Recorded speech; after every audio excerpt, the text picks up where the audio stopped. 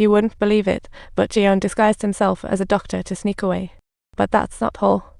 Because just then, old Zhao happened to walk by and instantly had his suspicions about Zhiyong. Just as he was about to chase him, a sudden shout came from behind. The wealthy heir in the hospital was terrified. Old Zhao's questions left him flustered. Old Zhao concluded the dark hero was the same guy. He ordered his men to search while he chased him down the stairs.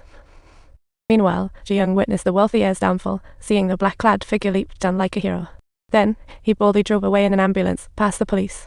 Zhiyong chased after him, only to find the black-clad figure was the video poster. He called himself Zhiyong's little riddle and sought partnership.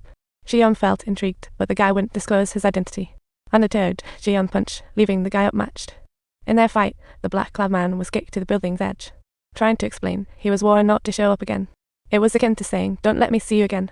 However, Zhiyong didn't know this guy would become his savior, bailing him out multiple times. He was the vice president of Korea's largest investment firm. Wanted to join Zhiyong to use the Dark Hero title against Chairman Deng. Meanwhile, old Zhao found a new lead.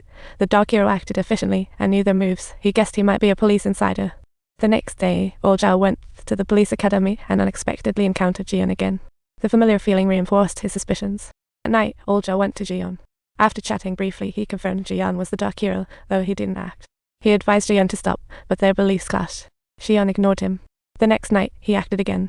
He eliminated the chairman's vicious henchmen and seized all records. After, old Zhao examined the traces, murder gleaming in his eyes. He waited outside Zhiyong's house the next day, Korea's most outrageous man, who assaulted an 8-year-old, fracturing her pelvis. That girl was tortured beyond endurance, unable to care for herself, and reliant on diapers. Outrageously, he only got 7 years.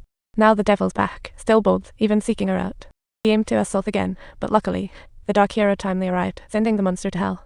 At this moment, old Zhao's mindset was like thinking, "This is just crazy. I can imagine how insane this is."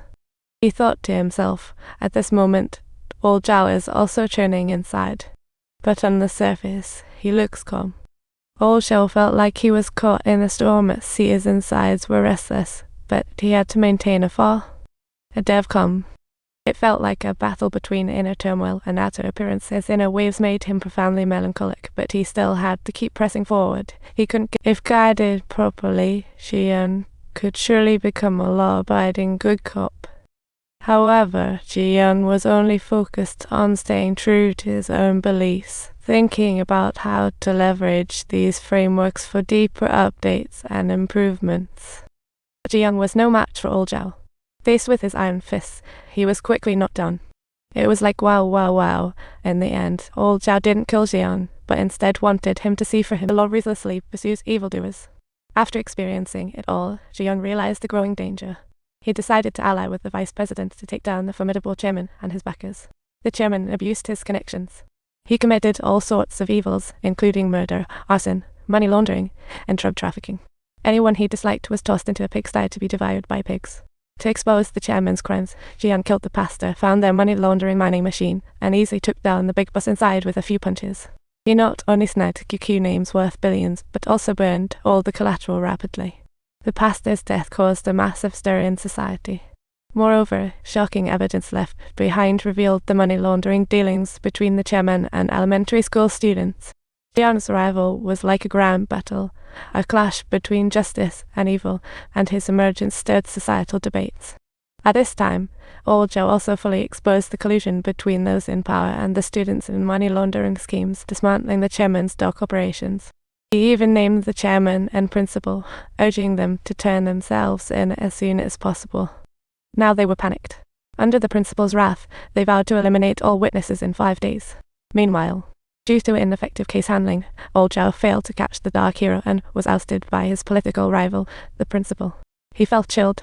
Old Zhao got caught in an assassination scheme from the killer sent by the principal. The hat-wearing guy clearly wasn't a match for old Zhao, but suddenly another one burst onto the scene. A stronger guy than old Zhao shouted. Despite his impressive build, he lost to old Zhao. However, 2 fists can't fight 4 hands. Surrounded by the hat-wearing guy and Beefcake, old Zhao quickly found himself disadvantaged, bombarded by relentless attacks, and about to fall. In time, Zhiyong repelled the assassins, saving old Zhao. He saw through the collusion's corruption. Meanwhile, he aimed to take down the chairman. Using QQB as a threat, he arranged to meet the chairman at the stadium. That afternoon, the chairman led all henchmen there in full force. He wanted to take the opportunity to eliminate the dark area. At the stadium entrance, Zhiyong found old Zhao. He found old Zhao's phone right at the principal's door, hoping to use the call to lure out old Zhao. Then, Zhiyong threatened the chairman with QQB and agreed to meet at the stadium. That day, the grand event came to the stadium. He thought Zhiyong would come alone, only to find most of the people entering the stadium were wearing black. Today was a Dark Era-themed music festival. Zhiyong and the vice president mingled with the crowd entering the stadium. Meanwhile, the two assassins came to the stadium to kill Zhiyong. Unbeknownst to them, Zhiyong had arranged a live broadcast. He vowed to expose their evil deeds. Just confronting the two assassins, the chairman arrived with hundreds. Seeing Zhiyong ahead, he ordered everyone's execution, sparking an instant chaos as three factions battled in the stadium. Nearby reporters risked it all to continue broadcasting live, but the chairman cited the numbers and quickly surrounded Zhiyong. At a critical moment, old Zhao arrived promptly in his car, successfully keeping the entire crowd in check with just one person stopped. But knowing he was cornered, the chairman ordered his men to keep attacking, thinking only by killing everyone could he cover his crimes. He found Zhiyong, intending to eliminate him personally for ruining his life. Zhiyong, bruised and battered, was no match for the chairman. As the short knife neared Zhiyong, another black-clad figure grabbed the chairman, pulling him away. The chairman turned and stabbed the figure. Seeing this, Zhiyong leapt up, swinging his knife. But he was knocked down. In a combined effort, Zhiyong was now battered and bruised, making it extremely hard to escape. Another black-clad figure blocked the chairman's attack, but he was swiftly stabbed instead. Seeing this, Zhiyong immediately kicked the chairman away and found out he had known Zhiyong's identity and wanted to help. At that moment, a large number of armed police arrived, determined to arrest the chairman. If you want to know what happens next, maybe you should consider subscribing to our channel to stay updated on this story.